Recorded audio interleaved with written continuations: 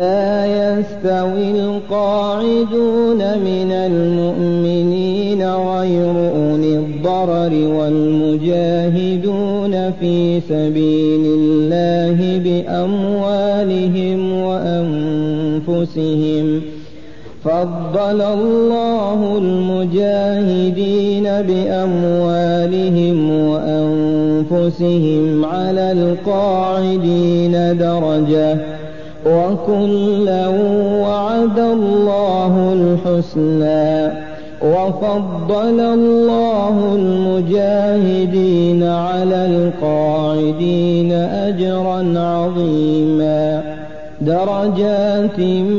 منه ومغفرة ورحمة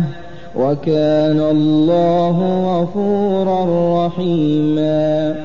إن الذين توفاهم الملائكة ظالمي أنفسهم قالوا فيم كنتم قالوا كنا مستضعفين في الأرض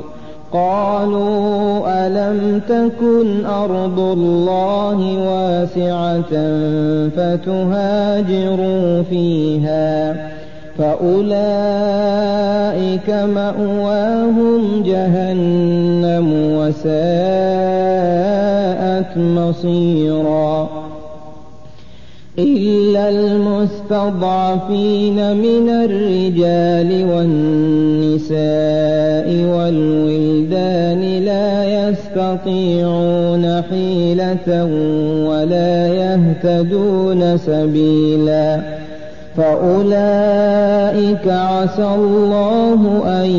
يعفو عنهم وكان الله عفوا غفورا ومن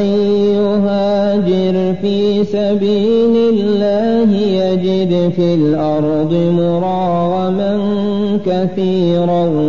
وسعة ومن يخرج من بيته مهاجرا إلى الله ورسوله ثم يدركه الموت فقد وقع أجره على الله وكان الله غفورا رحيما